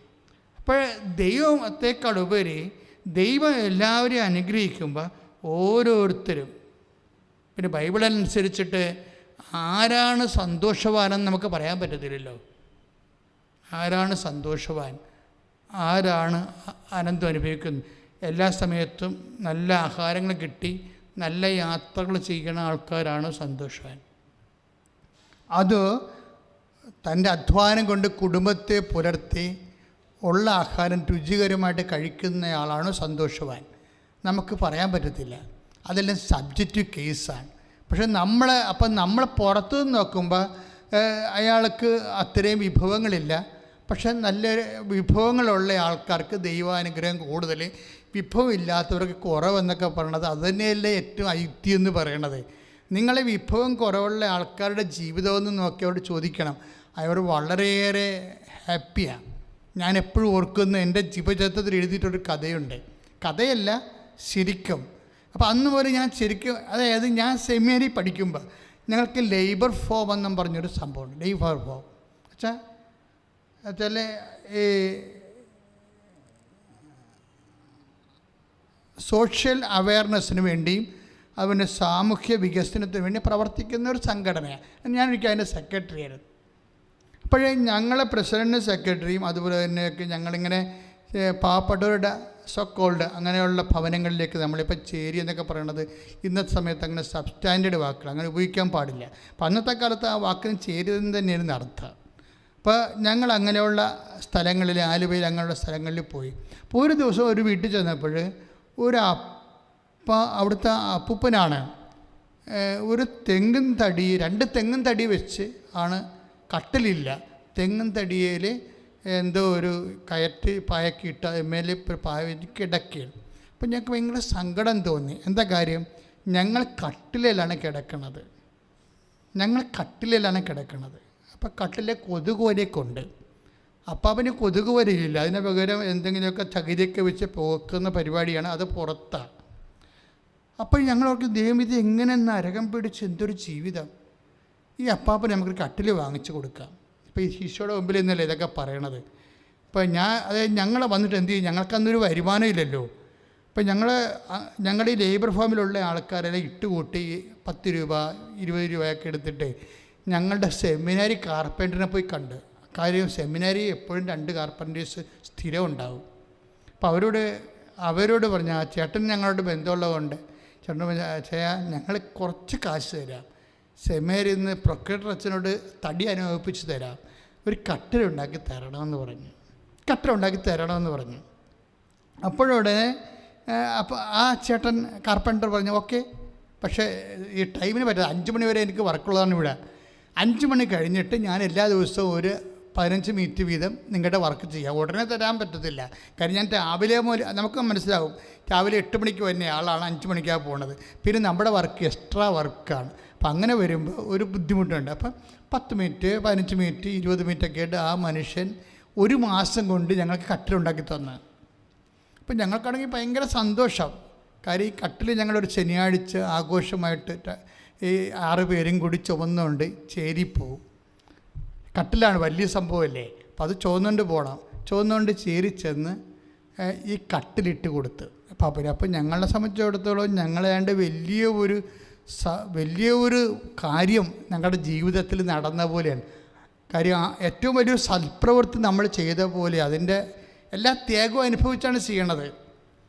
എല്ലാ ത്യാഗവും. കാര്യം ഞങ്ങളുടെ കയ്യിലും കാശില്ല, ഇത്ര പേര് ത്യാഗം അനുഭവിച്ചു, ആ കാർപ്പൻറ്ററും ത്യാഗം അനുഭവിച്ചു. അപ്പോൾ ഇത് ഇങ്ങനെ കൊണ്ടുപോയി കട്ടിൽ കൊടുത്ത് ഞങ്ങൾ മേടിക്കാനുള്ള കാശും കൊടുത്ത് അപ്പോൾ അപ്പന് അവരുടെ സന്തോഷമായിട്ട് പോകുന്നു. അവർ നന്ദിയൊക്കെ പറഞ്ഞ്. അപ്പോൾ ഞാൻ ഒരു മാസം കഴിഞ്ഞപ്പോൾ വീണ്ടും ഞങ്ങൾ ആ ചേരിച്ചത്. അപ്പോൾ നമുക്ക് നമ്മുടെ പപ്പനെ കാണാൻ പോകണ്ടേ എന്ന് വിചാരിച്ചു. അങ്ങനെ പോവാം. അപ്പോൾ പപ്പന് സന്തോഷമാവില്ല, വേറെ ഒന്നുമില്ല, ആ മുഖത്തൊരു ചിരി കാണണം. നമ്മൾ വേറെ ഒന്നും ഉദ്ദേശിച്ച് പോകണമല്ല, ആ മുഖത്തൊരു ചിരി കാണുമ്പോൾ നമുക്കൊരു സന്തോഷം, ആശ്വാസം, ഒരു സംതൃപ്തി, അതാണ് ഉദ്ദേശിക്കണത്. അപ്പോഴേ ഞങ്ങൾ ചെല്ലുമ്പോൾ കട്ടിൽ കാണാനില്ല. അപ്പോൾ ഞങ്ങളുടെ മുഖം ആപ്പാടെ വിളറി. അപ്പോൾ ഞങ്ങൾ ചോദിച്ച് നിങ്ങളുടെ കട്ടിലെന്തി? അപ്പോൾ അവരാരും മിണ്ടണില്ല, ഞങ്ങൾക്ക് കട്ടിലില്ല. അപ്പോഴേ പറഞ്ഞ് അപ്പോൾ ഞങ്ങൾ ഷമ്മാശന്മാരാണ്. ഷമ്മാശ അതേ കട്ടിലേക്ക് കിടന്നിട്ട് അപ്പാപ്പന് ഉറക്കം മുന്നില്ല. അതാണ് പ്രശ്നം. ആ കട്ടിലേക്ക് കിടന്നിട്ട് ഉറക്കം സത്യമായിട്ട് നടന്ന കാര്യമാണ്. അവർക്ക് അപ്പാപ്പന് ഉറങ്ങാൻ പറ്റണില്ല. പിന്നെ എന്ത് ചെയ്ത്, പിന്നെ എടുത്ത് പുറത്തിട്ട് അപ്പനെ താഴെ കിടത്തിക്കൊണ്ട് മറ്റുള്ളവരെ ഇങ്ങനെ കട്ടിലൊക്കെ കിടക്കണം എന്ന് വിചാരിച്ചുകൊണ്ട് അവരെ പുറത്തിട്ട് കട്ടിൽ കൊടുത്ത് കാശ് പിടിച്ചു. കട്ടിൽ കൊടുത്തവർ കാശ് മേടിച്ചു. എന്നിട്ടിരുന്ന കാര്യം ചെറിയ വീടാണ്. അതിൻ്റെ അകത്ത് കട്ടിലിട്ട് കഴിഞ്ഞാൽ കുറേ സ്ഥലം പോകും. പക്ഷേ അതുകൊണ്ട് അവർ ആരും ഇട്ടില്ല. കട്ടിൽ അവർ വിറ്റ് കാശ് മേടിച്ചു. അന്നത്തെ ഒരു സാഹചര്യം അവർക്ക് അതായിരുന്നു നല്ലത്. ചിലപ്പോൾ അന്ന് 100-300 രൂപ കട്ടിലും കിട്ടുകയാണെങ്കിൽ അവർക്കത് നല്ലത് കാര്യമാണ്, അവർക്ക് കിട്ടും. പക്ഷേ പ്രശ്നം വെച്ചാൽ സത്യസന്ധമായിട്ട് അപ്പാപ്പനെ അതിൻ്റെ അകത്ത് കിടന്ന് ഉറക്കം വന്നില്ല. അതാണ് പ്രശ്നം. കാര്യം അപ്പാപ്പൻ നോക്കുമ്പോൾ ആ പഴയ ആ 2 തടിയില്ലേ, ആ തടിയും ആ കയറ്റുവായും അതിൻ്റെ പുറത്ത് കണക്കായും അപ്പം സുഖമായി കിടന്നുറങ്ങും, ഒരു പ്രശ്നവുമില്ല. അപ്പം ഞങ്ങൾ ആർക്കാണ് തെറ്റുപറ്റിയത്? ഞങ്ങൾ പുറത്തുനിന്ന് നോക്കുന്നവർ വിചാരിച്ചത് ഈ അപ്പാപ്പൻ ഭയങ്കരമായ നരകം അനുഭവിക്കുകയാണ്, സങ്കടമൊക്കെയാണ്. അപ്പാപ്പനെ രക്ഷപ്പെടുത്താൻ വേണ്ടി ഒരു മാർഗം ഞങ്ങൾ കണ്ടുപിടിച്ച്. എന്താണ്? കട്ടറുണ്ടാക്കി കൊടുക്കുക. പക്ഷേ എന്തേ, അപ്പാപ്പൻ അത് റിജക്റ്റ് ചെയ്തു ഒരു അനുഭവം കൊണ്ട്.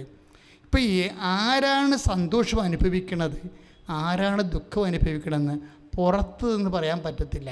അത് മണ്ടത്തരമാണ് ശരിക്കും പറഞ്ഞാൽ. നമ്മളെ ഭയങ്കരമായ അവർക്കൊരു ജീവിതവുമില്ല, അവർ സങ്കടത്തിലാണ് അനുഭവിക്കണമെന്ന് പുറത്ത് അവരോട് ചോദിച്ച് നോക്കിക്കഴിഞ്ഞാൽ അവർ നമ്മളെക്കാൾ മാനസികമായിട്ട് ഹാപ്പി ആയിരിക്കും. പല കുടുംബങ്ങളിൽ ഞാൻ ഇപ്പോഴും നിങ്ങളൊന്ന് ചിന്തിച്ചാൽ മതി, ഏറ്റവും കൂടുതൽ സന്തോഷം അനുഭവിക്കുന്ന കുടുംബങ്ങൾ ഏതാണ്? ബിലോ ആവറേജ് കുടുംബങ്ങളാണ്. ഞാൻ 21 കൊല്ലം 30 കൊല്ലം കൗൺസ് ചെയ്തില്ലേ, 30 കൊല്ലം 21 ലക്ഷം ആൾക്കാരെ കൗൺസ് ചെയ്യുമ്പോൾ എൻ്റെ ഒരു നിരീക്ഷണം ഞാൻ അനുഭവിച്ചത്, ഏറ്റവും കൂടുതൽ ഈ ലോകത്ത് സന്തോഷം അനുഭവിക്കുന്നത് ബിലോ ആവറേജ് കുടുംബങ്ങളാണ്. ആവറേജിന് താഴെയുള്ള കുടുംബങ്ങൾ. അവർക്ക് ആവശ്യമില്ലാത്ത ഇഷ്യൂസ് ഇല്ല, ആവശ്യമില്ലാത്ത വിഷയത്തെക്കുറിച്ചുള്ള സംഭ്രമങ്ങളില്ല, അതിനുവേണ്ടിയുള്ള അത് നേടാൻ വേണ്ടിയുള്ള ആക്രാന്തങ്ങളില്ല, അത് നഷ്ടപ്പെടുമ്പോഴുണ്ടാകുന്ന ഭാരങ്ങളില്ല. അവരും അവസാനം മരിക്കും. ഇതൊക്കെ ഉണ്ടെന്ന് പറയുന്ന ആൾക്കാരും മരിക്കും. എല്ലാം കണക്കല്ലേ അവസാനം. 2-3 റീത്ത് കൂടുതൽ കിട്ടുമെന്നല്ലാതെ വേറെ കാര്യമൊന്നുമില്ലല്ല. നമ്മൾ സിമിത്തേരി ചെന്ന് നോക്കും മനസ്സിലാകും. ഈ സിമിത്തേരിൽ നമ്മൾ എപ്പോഴും അടക്കത്തിന് ഞാൻ പോകുമ്പോൾ ഓരോരോ കുഴികൾ തമ്മിലുള്ള വ്യത്യാസം നോക്കുമ്പോൾ ചില കുഴികൾക്ക് ഒരു 10 റീത്ത് കൂടുതലായിരിക്കും, അത്രയേ ഉള്ളൂ. വേറെ ഒരു സാധനവും ഇല്ല. അതായത് ചില കുഴികൾക്ക് സിമിത്തേരി നോക്കിയാൽ ചിലപ്പോൾ 5 റീത്ത് ചിലവുണ്ട്, ചില അടുത്ത് 10 റീത്ത് ഉണ്ടാകും. എന്നിട്ട് നമ്മൾ കുഴിയാഴ്ചക്ക് ചെല്ലുമ്പോഴാണ് ഈ റീത്തെടുത്ത് ദൂരെ എറിയണ കാണാം. ആര്? കുഴിവെട്ടി. എന്തിനാണ് എറിയണമെന്ന് വെച്ച് കഴിഞ്ഞാൽ ഇത് ശല്യമാണേ. ഈ റീത്തും അതിൻ്റെ പുറത്ത് കിടക്കണ ഈ ചുറ്റിക്കെട്ടും പിന്നെ ചീഞ്ഞ പൂവും എല്ലാം കൂടി അവർ കൊണ്ടുപോയി തെമ്മാടിക്കുഴിയിലിടും. ബന്ധുക്കൾ വലിയ സ്വന്തമായിട്ട് കൊടുത്ത സാധനത്തിന് അവസാനം പോയി ഈ റീത്തുകൾ വീഴണത് തെമ്മാടിക്കുഴിയിലാണ്. അപ്പോൾ അവസാനം ഒരു കാര്യവും വ്യത്യാസമില്ല. അപ്പം നമ്മൾ പുറത്ത് നിന്ന് അപ്പോൾ ദൈവം ശരിക്കും പറഞ്ഞാൽ ആരോട് ഈശോ പറയുന്ന ഏറ്റവും നല്ല വാക്കുകളിലൊന്നാണ്. ഒന്ന് ശ്രദ്ധിക്കട്ടെ മക്കളെ.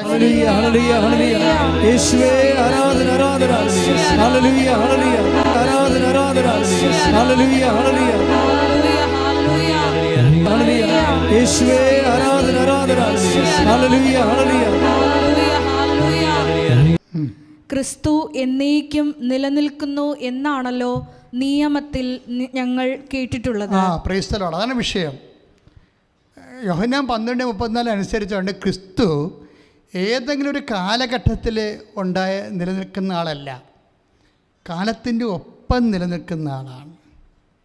അപ്പോൾ കാലത്തിൻ്റെ ഒപ്പം നിലനിൽക്കുമ്പോഴേ ക്രിസ്തുവിൻ്റെ ശരീരത്തിലുള്ള കാലത്തിൻ്റെ ഒപ്പമുള്ള ക്രിസ്തുവിൻ്റെ സഹനങ്ങളുടെ പോരായ്മയാണ് സഹനസഭ നികർത്തിക്കൊണ്ട് പ്രപഞ്ചത്തിൻ്റെ പ്രകൃതി ലോകത്തിൻ്റെ പാപങ്ങൾക്ക് പരിഹാരമാക്കുന്നത്. അതായത് ക്രിസ്തു എന്നും നിലനിൽക്കുന്നു. അപ്പോൾ അത് എന്നും നിലനിൽക്കുന്ന ക്രിസ്തു അതിൻ്റെ സഹനങ്ങളിൽ എന്തെങ്കിലും പോരായ്മ ഉണ്ടെങ്കിൽ തീർച്ചയായിട്ടും ഇപ്പോൾ പല വ്യാഖ്യാതാക്കളും പറയണത് ഒരു മനുഷ്യനായ ക്രിസ്തു മനുഷ്യൻ എന്ന നിലയിൽ കർത്താവിൻ്റെ സഹനങ്ങളിൽ പോരായ്മ ഉണ്ട് എന്ന് പറഞ്ഞു കഴിഞ്ഞാൽ അത് ഒരു മനുഷ്യന് സഹിക്കാവുന്നതിൻ്റെ മാക്സിമം സഹിച്ച ആളാണ് യേശു അല്ലേ. അവസാനത്തുള്ളി ചോര വരെ തന്നാണ്. പക്ഷേ ക്രിസ്തു എന്നും നിലനിൽക്കുകയാണ്. എന്നും നിലനിൽക്കുന്ന ക്രിസ്തുവിൻ്റെ ശരീരത്തോടാണ് മൗതിക ശരീരത്തോടാണ് സഭ. ആ സഭയിലാണ് നമ്മൾ സഹിക്കുന്നത്. അപ്പോഴെന്താണ്? ക്രിസ്തുവിൻ്റെ സഹനത്തിൻ്റെ തുടർച്ചയാണ്. അപ്പോൾ ഈ സഹനത്തിൻ്റെ തുടർച്ച നമ്മൾ ആരുടെ പേരിലാണ് എടുക്കണത്? ക്രിസ്തുവിൻ്റെ നാമത്തിലാണ് എടുക്കുന്നത്, ക്രിസ്തുവിൻ്റെ നാമത്തിൽ. അപ്പം അതുകൊണ്ട് തന്നെ എന്ത് ചെയ്യും? പിതാവായ ദൈവം മഹത്വപ്പെടും. ക്രിസ്തുവിൻ്റെ നാമത്തിൽ ക്രിസ്തു മഹത്വപ്പെട്ട് കഴിഞ്ഞാൽ പിതാവായ ദൈവം മഹത്വപ്പെടുമെന്ന് ഈശോ പറഞ്ഞിട്ടുണ്ട്. അപ്പോൾ അതിലൂടെയാണ് മഹത്വത്തിലേക്ക് നമ്മളെ ഒരു തീർത്ഥയാത്രയാണ്, മഹത്വത്തിൻ്റെ തീർത്ഥയാത്രയാണ് ശരിക്കും പറഞ്ഞാൽ ക്രൈസ്തവൻ്റെ ഈ ലോകത്തെ ജീവിതവും അവൻ്റെ പ്രതികൂലമായ ജീവിതാനുഭവങ്ങളും. അതൊരു വിശ്വാസിയെ സംബന്ധിച്ചിടത്തോളം വിശ്വാസം പ്രഖ്യാപിക്കാൻ, പ്രത്യാശ ഏറ്റുപറയാൻ, സ്നേഹം പ്രകടിപ്പിക്കാനുള്ള ദൈവത്തിൻ്റെ പദ്ധതിയുടെ ഭാഗമായിട്ടാണ് ഒരു വിശ്വാസി എടുക്കുന്നത്. ദാറ്റ് മീൻസ് ഉടമ്പടിയാ. ഈ കാര്യങ്ങൾക്കെല്ലാം ഉടമ്പടി പുതിയ അർത്ഥം നൽകുന്നതാണ് ഉടമ്പടിയുടെ വിജയം. എന്താ അർത്ഥം എന്ന് പറഞ്ഞാൽ വിജയം തന്നെ ചില സമയത്തൊക്കെ ഒരു കഷ്ടപ്പാടുകളുടെ ഒരു അംശം ഉണ്ടാവും. കാര്യം എന്താണ് കാര്യത്തിൽ എന്താണ് കഷ്ടപ്പാടിൻ്റെ അംശം ഉണ്ടാകാൻ കാരണം? കഷ്ടപ്പാടല്ല, ഇപ്പോൾ നമ്മൾ 1-ാം ക്ലാസ് പാസ്സാകണേ, പക്ഷേ നമ്മൾ IAS പാസ്സാകണേ. അപ്പോൾ IAS 1-ാം ക്ലാസ്സിൽ ഇരിക്കുന്നതിനെ സംബന്ധിച്ചിടത്തോളം IAS കഷ്ടപ്പാടാണ്. IASകാരന് IAS കഷ്ടപ്പാടല്ല, എങ്ങനെയെങ്കിലും പരീക്ഷ വരാൻ കൊതിക്കുക. അവിടെ വിഷയം കഷ്ടപ്പാടെന്ന് പറയണത് വ്യക്തിപരമാണത്. ഈ കൊടുത്ത പോയിന്റ് മനസ്സിലായില്ലേ? അതായത് 1-ാം ക്ലാസ്സുകാരന് IAS കഷ്ടപ്പാടാണ്, IASകാരൻ റാങ്ക് ഹോൾഡറിന് കഷ്ടപ്പാടല്ല. കാര്യം എന്താണ്? അവൻ്റെ കലിബർ തെളിയിക്കാനുള്ള അവസരമാണ്. എല്ലാ കഷ്ടതകൾ അവസരങ്ങളാകണത് അങ്ങനെയാണ് എന്ന് വെച്ചാൽ അതിൻ്റെ അർത്ഥം എന്താണെന്ന് വെച്ച് കഴിഞ്ഞാൽ അതിനുള്ളൊരു അഭിഷേകം കിട്ടിക്കഴിഞ്ഞാൽ ഈശോ എന്താ പറഞ്ഞത്? ഗർഭിണിക്ക് പ്രസവ വേദന വരും പോലെയാണ് നമ്മുടെ ജീവിതത്തിൻ്റെ ദുഃഖങ്ങളെന്ന് ഈശോ പറഞ്ഞത്. അപ്പം ക്രിസ്തുവിന് ശേഷമാണ് അത് ഗർഭിണിയുടെ വേദനയായിട്ട് വരണത്. അല്ലെങ്കിൽ നാട്ടുകാരുടെ തല്ലുകൊള്ളവൻ്റെ വേദന അല്ല നമ്മുടെ ദുഃഖം, ഗർഭിണിയുടെ വേദന എന്ന് ഈശോ പറഞ്ഞത്. യോഹന്നാൻ 16:21 അധ്യായം 21 വാക്യം വായിച്ചോളൂ. സ്ത്രീക്ക് പ്രസവവേദന ആരംഭിക്കുമ്പോൾ അവളുടെ സമയം വന്നതുകൊണ്ട് അവൾക്ക് ദുഃഖമുണ്ടാകുന്നു.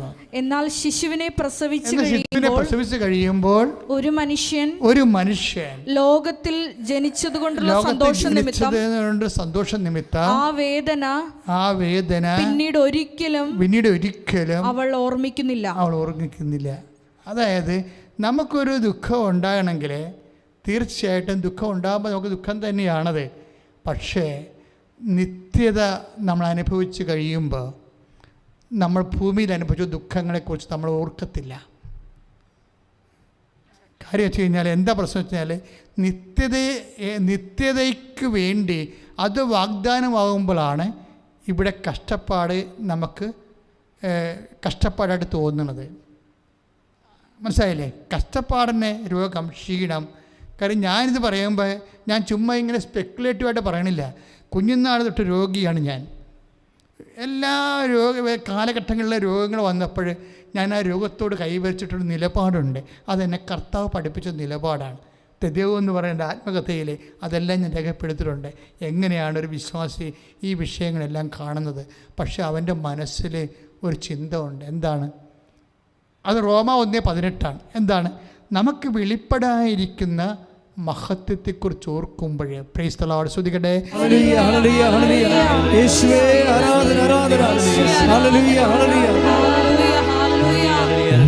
റോമ 8:18 നമുക്ക് വെളിപ്പെടാനിരിക്കുന്ന മഹത്വത്തോട് തുലനം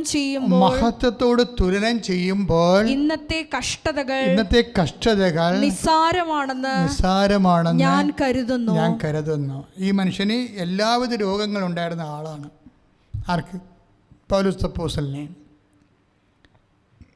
അപ്പോൾ രോഗത്തിൻ്റെ ഇടയ്ക്കും ദാരിദ്ര്യം അനുഭവിച്ചിട്ടുണ്ട്, പട്ടിണി അനുഭവിച്ചിട്ടുണ്ട്, കടലിൽ ഒഴുകി നടന്നിട്ടുണ്ട്, കള്ളന്മാർ കൈ മേടിച്ചിട്ടുണ്ട്. ഇങ്ങനെ കുറേ കാര്യങ്ങൾ 8:35 പറയുന്നുണ്ട്. റോമ 8:35 ഇത് ഈ വചനം ഇപ്പോൾ 8:18 തോന്നുന്നു. 8:18 നിന്ന് നമ്മൾ 35 കയറുമ്പോൾ ഈ മനുഷ്യന് എല്ലാ കാര്യവും പറയും, എന്തെല്ലാം അനുഭവിച്ചിട്ടുണ്ടെന്ന്. ക്രിസ്തുവിന്റെ സ്നേഹത്തിൽ നിന്ന് ആര്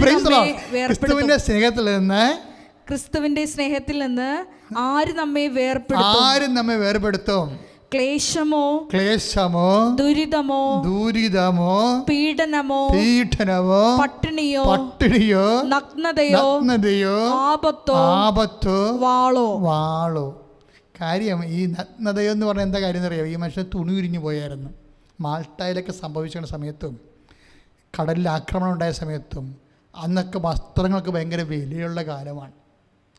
അപ്പോൾ നമുക്കറിയാമല്ലോ, ഗാന്ധി സിനിമയിലെ ഗാന്ധി പോലും ഒരു വസ്ത്രം അലക്കണ സ്ത്രീക്ക് അവൾക്ക് ആ ഒരു വസ്ത്രം മാത്രമേ ഉള്ളൂ, അത് വെച്ചുകൊണ്ടാണ് അവൾ ഓരോ ഭാഗം അലക്കിക്കൊണ്ടിരിക്കുകയാണ്. അപ്പോഴാണ് സ്വന്തം മേലങ്കി കൊടുക്കുന്നത്. അങ്ങനെ അന്നത്തെ ഇന്ത്യൻ സാഹചര്യം അതാണ്. വസ്ത്രത്തിനും ഭക്ഷണത്തിനും ഒക്കെ എല്ലാം രണ്ടാം ലോകം. അപ്പോൾ ഇന്നത്തെ കാലം ഇതാണ് അവസ്ഥയെങ്കിൽ അന്നത്തെ കാലം എന്തായിരിക്കും? വസ്ത്രം കിട്ടിയവരെടുത്തു.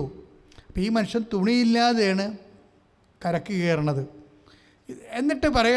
എന്നിട്ടാണ് പറയണത്, ഞാൻ തുണിയില്ലാതെയാണ് ഇപ്പം കരക്ക് കയറിയിരിക്കുന്നത്, അപ്പോസ്തലനാണ് ഞാൻ.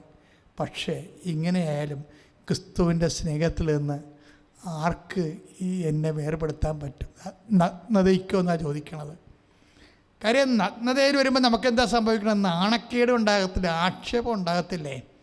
അപ്പോൾ ഈ മനുഷ്യന് മാനുഷ്യമായി അനുഭവിക്കുന്ന ആക്ഷേപവും നാണക്കേടിനേക്കാൾ പവർഫുള്ളാണ് ക്രിസ്തുവിനോടുള്ള സ്നേഹം. അതാണ് വിഷയം. എന്നിട്ട് ഈ സ്നേഹത്തിൽ നിന്ന് ആരും നമ്മൾ വേർപെടുത്താൻ ചോദിക്കണത്?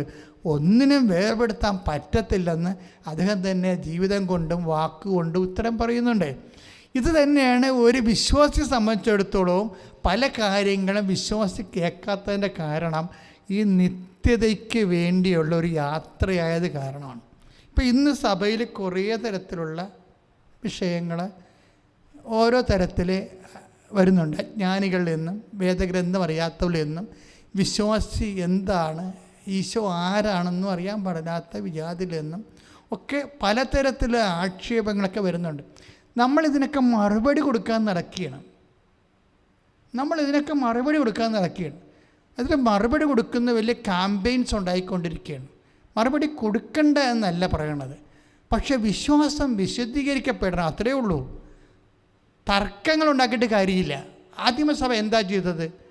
ആദിമസഭ ഇപ്പോൾ തീത്തോസിൻ്റെ 3:9 ശ്രുതികട്ടെ ഹല്ലേലൂയ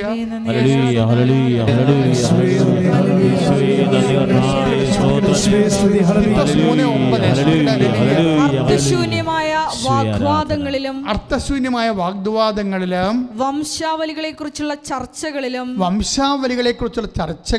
കലഹങ്ങളിലും നിയമത്തെക്കുറിച്ചുള്ള വചനത്തെക്കുറിച്ചുള്ള തർക്കങ്ങളിൽ നിന്ന് ഒഴിഞ്ഞു നിൽക്കുക. ആവശ്യമില്ലാത്ത തർക്കത്തിനൊന്നും പോകണ്ടെന്ന് പറയണേ, നോഴക്കിടന്ന് പറയട്ടെ. അപ്പം നമ്മളൊന്നും ചെയ്യണ്ടേ എന്ന് ചോദിച്ചു കഴിഞ്ഞാൽ നമ്മൾ എന്ത് ചെയ്യണം എന്നുള്ളത് പത്രോസ് പറയുന്നുണ്ട്. 1 പത്രോസിൻ്റെ 3:15 1 പത്രോസ് നമ്മളൊന്നും ചെയ്യേണ്ടെന്നല്ല, നമ്മൾ എന്താണ് ചെയ്യേണ്ടതെന്ന് വിശുദ്ധ പത്രോസ് പറയുന്നുണ്ട്. ക്രിസ്തുവിനെ കർത്താവായി നിങ്ങളുടെ ഹൃദയത്തിൽ പൂജിക്കുവിൻ. Praise the Lord. അതാണ് സംഭവം. 1 നിങ്ങൾക്കുള്ള പ്രത്യാശയെപ്പറ്റി വിശദീകരണം ആവശ്യപ്പെടുന്ന ഏവരോടും മറുപടി പറയാൻ സദാ സന്നദ്ധരായിരിക്കുവിൻ. Praise the Lord. എന്ന് വെച്ചാൽ എന്താണ് നമ്മൾ വിശ്വാസികൾ എക്കാലവും ചെയ്യേണ്ടത്? എന്താണ്? അതായത് നമ്മൾ സയൻസ് വെച്ച് തർക്കിക്കുന്നു അല്ലേ, വേറെ പല കാര്യങ്ങൾ വെച്ച് നമ്മൾ തർക്കിക്കുകയാണ്, പൊളിറ്റിക്സ് വെച്ച് തർക്കിക്കുന്നു, മറ്റു മതങ്ങളിലെ ന്യൂനതകൾ വെച്ച് തർക്കിക്കുന്നു. ഇതൊന്നും നമ്മൾ ബാധ്യസ്ഥരല്ല, ഇതൊന്നും നമ്മുടെ രീതികളല്ല. അവിടെ പല മതങ്ങളിൽ പലതരത്തിലുള്ള ന്യൂനതകളുണ്ടാവും. ഒരു മതം പ്രാക്ടീസ് ചെയ്യുമ്പോൾ മനുഷ്യൻ്റെ സംവിധാനങ്ങളായ കാരണം അതിൻ്റെ ന്യൂനതകൾ ഇവിടെ ഉണ്ടാകും അവിടെ ഉണ്ടാകും. അതൊന്നുമല്ല പ്രശ്നം. നമ്മളെ സംബന്ധിച്ചുള്ള എന്താ പ്രശ്നം? അതുകൊണ്ടാണ് പൗലോസ് പറയണതും വചനത്തെക്കുറിച്ച് തർക്കങ്ങളിൽ നിന്നും ഒഴിഞ്ഞു നിൽക്കുക, അവ പ്രയോജനരഹിതമാണ്, ഒരു കഥയുമില്ലാത്ത കാര്യമാണ്. വെറുതെ സമയം പോകാം. പക്ഷെ നമ്മൾ എന്ത് ചെയ്യണം എന്ന് വെച്ച് കഴിഞ്ഞാൽ ക്രിസ്തുവിനെ കർത്താവായി നിങ്ങളുടെ ഹൃദയത്തിൽ പൂജിക്കണം. ആദ്യത്തെ കാര്യം അതാണ്. ക്രിസ്തുവിനെ കർത്താവായി നമ്മുടെ ഹൃദയത്തിൽ പൂജിക്കണം. കാര്യം എല്ലാ കർത്താവ് എന്ന് പറയുമ്പോൾ എന്താണ്? ദൈവം സമസ്തവും അവൻ്റെ പാദത്തിൻ്റെ കീഴിലാക്കിയിരിക്കുന്നു അല്ലേ? 1 കൊരിന്ത്യസിൻ്റെ 15:26-27 വരുമ്പോൾ ദൈവം സമസ്തവും. അപ്പോൾ സാത്താൻ വർഷിപ്പായാലും ബ്ലാക്ക് മാസ് ആയാലും അതിൻ്റെ കൂടെ വരുന്ന ഇലുമിനാറ്റി ആയാലും വേറെ എന്തെല്ലാം വിശ്വാസ രീതികളായാലും ഇതെല്ലാം ക്രിസ്തുവിൻ്റെ കാൽപാദങ്ങളാണെന്ന് വിശ്വാസി അറിയണം. ഇന്നല്ലെങ്കിൽ നാളെ അവസാന ചാപ്റ്റർ ദൈവം ഈ പ്രപഞ്ചത്തിന് എഴുതുമ്പോൾ ഇതെല്ലാം ക്രിസ്തുവിൻ്റെ കീഴിലായിരിക്കും. പിന്നെ അത് നമ്മൾ തർക്കിച്ച് കീഴിലാക്കാൻ നിൽക്കേണ്ട കാര്യമില്ല. ഈ കുറത്തെ പോയിൻറ്റ്. അപ്പോൾ നമ്മൾ ശ്രദ്ധിക്കേണ്ട കാര്യം എന്താണ്? നമ്മൾ ശ്രദ്ധിക്കേണ്ട കാര്യം ക്രിസ്തുവിനെ കർത്താവായി ഹൃദയത്തിൽ പൂജിക്കണം. അതാണ് ഏറ്റവും വലിയ സഭയുടെ മെയിൻ സംഭവം. അതാണ് യേശു കർത്താവാകുന്നു. എല്ലാത്തിൻ്റെയും കർത്താവാണവൻ, പിശാചിൻ്റെയും കർത്താവാണവൻ. അത് ബോധത്തോടെ മനസ്സിലാക്കണം. പിന്നെ അതുകൂടാതെ എന്താണ്? നിങ്ങളുടെ പ്രത്യാശയെപ്പറ്റി വിശദീകരണം ആവശ്യപ്പെടുന്നവരെ, നമ്മുടെ പ്രത്യാശ എന്താണ്? നിത്യതയാണ് നമ്മുടെ പ്രത്യാശ. എൻ്റെ പ്രത്യാശയെക്കുറിച്ച് എന്നോട് വിശദീകരണം ആവശ്യപ്പെടുന്നവരെ ഞാൻ പറയണത് എന്താണെന്ന് വെച്ചാൽ താത്വികമായിട്ടല്ല സംസാരിക്കണത്. താത്വികമായിട്ട് ആർക്കും സംസാരിക്കാം, താത്വികമായിട്ട് ആർക്കും സംസാരിക്കാം. പക്ഷേ ദൈവത്തെ നമ്മൾ എങ്ങനെ അനുഭവിച്ചു, അതാണ് വിഷയം. നമ്മുടെ കൂടെ നിൽക്കുന്നവർ ദൈവത്തെ എങ്ങനെ അനുഭവിച്ചു, അതാണ് നമ്മുടെ വിഷയം. അതാണ് നമ്മുടെ പ്രത്യാശ എന്ന് പറയണത്. അതുകൊണ്ടാണ് കൃപാസനം ഇപ്പോൾ ഇത്രയും വിഷയങ്ങൾ, പല വിഷയങ്ങൾക്ക് വിവാദ വിഷയങ്ങളൊക്കെ സഭയിലേക്കും അതുപോലെ തന്നെ സമൂഹത്തിൽ ഉണ്ടാകുമ്പോൾ നമ്മളെപ്പോഴും സാക്ഷ്യം കൊണ്ടാണ് മറുപടി പറയണത്. എന്താ കാര്യം? ക്രിസ്തു കർത്താവാണ്. പിന്നെ നമുക്ക് പ്രത്യാശയുണ്ട്. ആ പ്രത്യാശയുടെ വിശദീകരണമാണ് നമ്മൾ നൽകണത്. എന്താണ്? നമ്മുടെ കൂടെ നിന്നവരെ ദൈവത്തെ കണ്ടെത്തിയവരുടെ അനുഭവങ്ങൾ. അതാണ് പൗലോസ് പറയണത്. നിങ്ങൾക്കൊരു വിശദീകരണം ആവശ്യപ്പെടുന്നവരെ ഇവിടെ എന്ത് ചെയ്യണം? നിങ്ങൾ വിശദീകരണം കൊടുക്കണം. എന്ത് വിശദീകരണം കൊടുക്കണം? ബുദ്ധിപരമായ വിശദീകരണം കൊടുത്തിട്ട് കാര്യമില്ല. അത് ഒരിടത്തും നിർത്തത്തില്ല. ഇപ്പോൾ ചിലർ യേശു നിരീശ്വരവാദിയാണെന്ന് പറയണം. ചില ആൾക്കാർ യേശു തന്നെ പറയണം ഞാൻ നിരീശ്വരവാദി അല്ലെന്ന് പറയണം. ഇനിയിപ്പോൾ യേശു നിരീശ്വരവാദിയാണെന്ന് പറഞ്ഞുകൊണ്ട് കുറേ ആൾക്കാർ ഗവേഷണം നടത്താൻ പോയിട്ടുണ്ട്. കുറേ ആൾക്കാർ യേശു നിരീശ്വരവാദി അല്ലെന്ന് പറയണം. വല്ല കാര്യമുണ്ടേ? അവൻ ചത്തുപോയില്ലേ? അവൻ നിരീശ്വരവാദി ആയാലെന്ത് അല്ലെങ്കിൽ എന്ത്? ഇതൊന്നും സഭയുടെ വിഷയമല്ല. സഭയുടെ വിഷയം എന്താണ്? ക്രിസ്തു കർത്താവാണ്. ശ്രുതികട്ടെ ഹല്ലേലൂയ.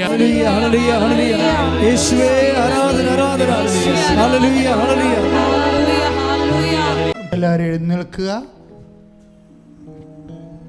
നമ്മൾ രോഗസൗഖ്യ പ്രാർത്ഥനയിലേക്ക് പ്രവേശിക്കുകയാണ്. ഒരു നിമിഷം മൗനമായി കൈ നെഞ്ചത്ത് വെച്ചുകൊണ്ട് കർത്താവിനെ, ക്രിസ്തുവിനെ കർത്താവായി ഹൃദയത്തിൽ പൂജിക്കുന്നതിൻ്റെ അടയാളമായി നീ നിൻ്റെ കൈ നെഞ്ചത്ത് വെക്കുക.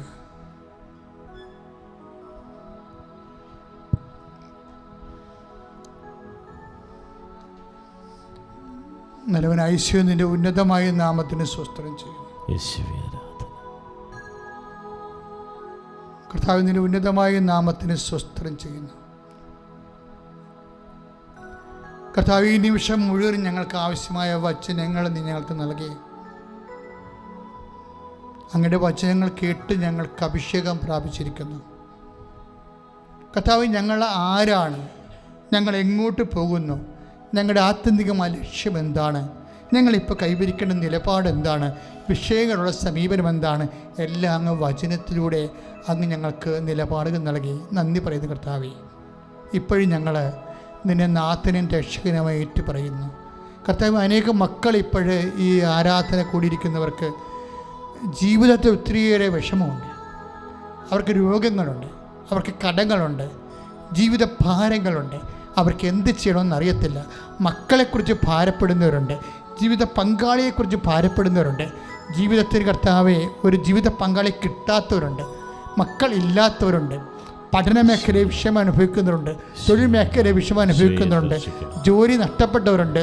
കർത്താവെ, ഓരോരോ സ്ഥാപനങ്ങൾ കർത്താവെ, ഉൽപാദന സ്ഥാപനങ്ങൾ, സാമ്പത്തിക സ്ഥാപനങ്ങളൊക്കെ തളർന്നു പോയവരുണ്ട്.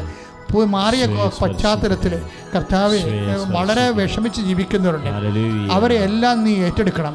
അവരുടെ ഭവനങ്ങളെ നീ ഏറ്റെടുക്കണം.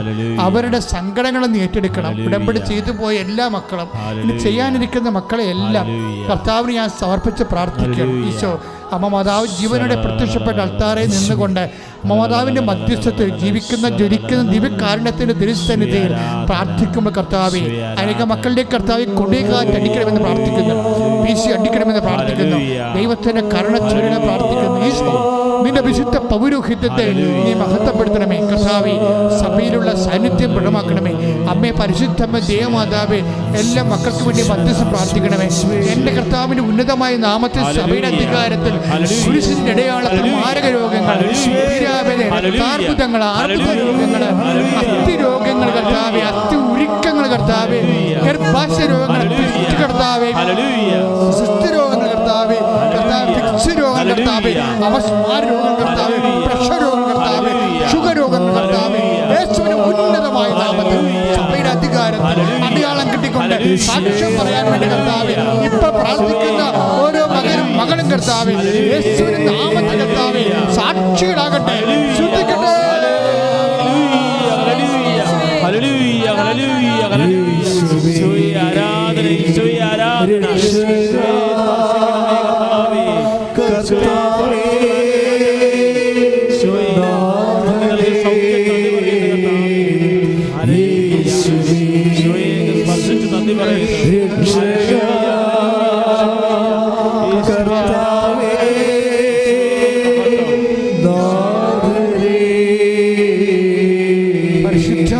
ദിവ്യകാരുണ്യത്തിന് പരിശുദ്ധ പരമ ദിവ്യകാരുണ്യത്തിന്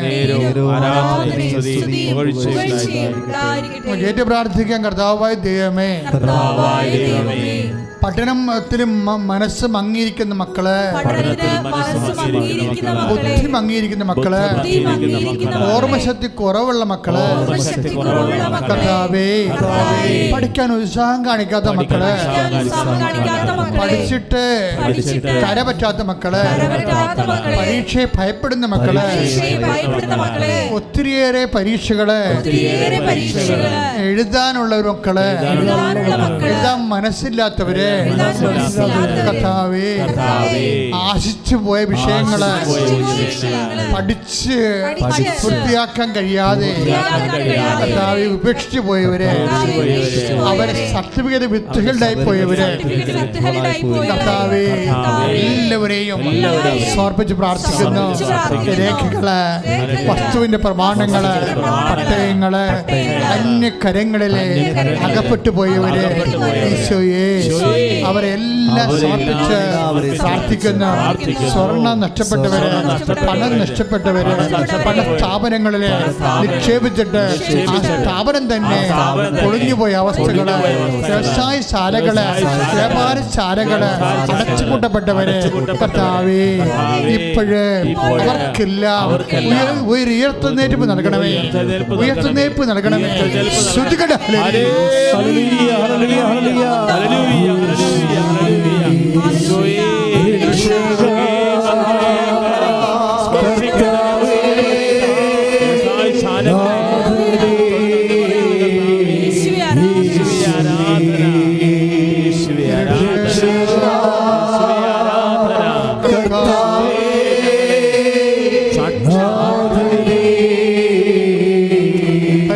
പരമ ദിവ്യകാരുണ്യത്തിന്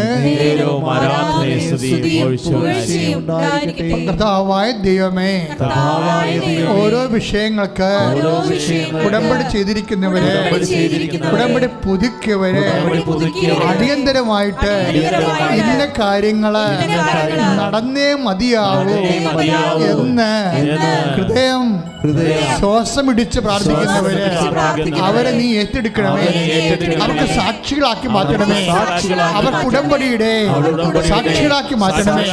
ശ്രദ്ധിക്കട്ടെ.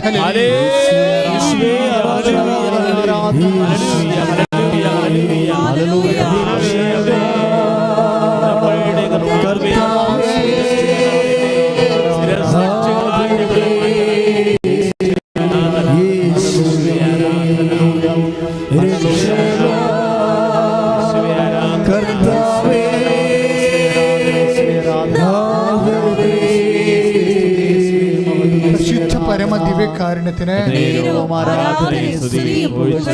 പരിശുദ്ധ പരമ ദിവ്യകാരുണ്യത്തിന് പരിശുദ്ധ പരമ ദിവ്യകാരുണ്യത്തിന് പ്രാർത്ഥിക്കസ്ഥരായി ജീവിക്കുന്നവരെ അവരുടെ ജീവിത സാഹചര്യങ്ങളെ സമർപ്പിച്ച് പ്രാർത്ഥിക്കുന്നു. അവരുടെ വസ്തുക്കളെ അടിച്ചു മാറ്റാൻ സമ്മർദ്ദം ചെലുത്തുന്ന സാധ്യ ചിന്തകളുള്ളവരെ സമർപ്പിച്ച് പ്രാർത്ഥിക്കുന്നു. ഓരോ കാര്യങ്ങള്, മക്കള്, വീട്, വിവാഹം, വഴി, ജോലി, പല കാര്യങ്ങളും ആഗ്രഹിക്കുന്ന പോലെ കിട്ടാത്തതിന്റെ പേരിൽ നിരാശയും വേദനയും അനുഭവിച്ച് ദൈവത്തിൽ നിന്ന് അകന്നു പോകുന്ന ലോകത്താന്മാരെ സമർപ്പിച്ചുകൊണ്ട് പ്രാർത്ഥിക്കുന്നു. അവരിലേക്ക് അഭിഷേകം ഒഴുക്കണമേ. ദൈവത്തിന്റെ വചനങ്ങള് തിരുമനസ് മനസ്സിലാക്കാൻ അവർക്ക് ബുദ്ധിക്ക് തെളിച്ചം കൊടുക്കണമേ. ഹൃദയത്തിന് അഭിഷേകം നൽകണമേ.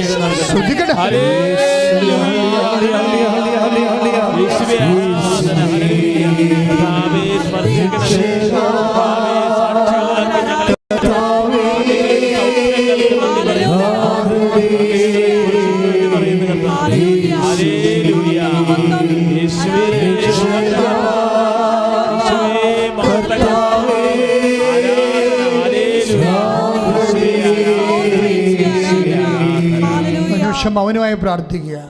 വ്യക്തിപരമായ ആവശ്യങ്ങൾ പരിശുദ്ധ അമ്മയുടെ മധ്യസ്ഥത്തിൽ ഉടമ്പടി വെച്ച വിഷയങ്ങൾ ഉൾപ്പെടെ അമ്മയുടെ മധ്യസ്ഥത്തിൽ ഈശോയ്ക്ക് സമർപ്പിക്കുക. മൗനമായി കണ്ണുകളടച്ച് കൈകൾ നെഞ്ചത്ത് പൊത്തി പ്രാർത്ഥിക്കുക.